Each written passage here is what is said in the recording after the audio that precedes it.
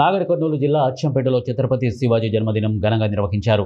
ఇక విరమిట్లు గొలిపే వీధి దీపాలతో, బ్యాండ్ బాజాలతో, మహిళల కోలాటాలు, నృత్యాలతో అంగరంగ వైభవంగా ఛత్రపతి శివాజీ జయంతి వేడుకలు నిర్వహించారు.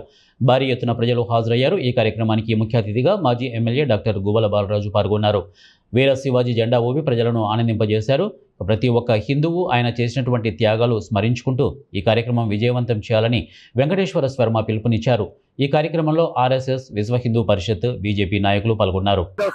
సామ్రాజ్యాన్ని స్థాపించినటువంటి ఘనమైనటువంటి వీరత్వాన్ని ఈ రోజున ప్రతి హిందూ సోదరులందరూ కూడా గుండెల లోపల నింపుకొని ఈ జయంతి ఉత్సవాలను అత్యంత వైభవంగా జరుపుతున్నటువంటి రోజు ఈ రోజు.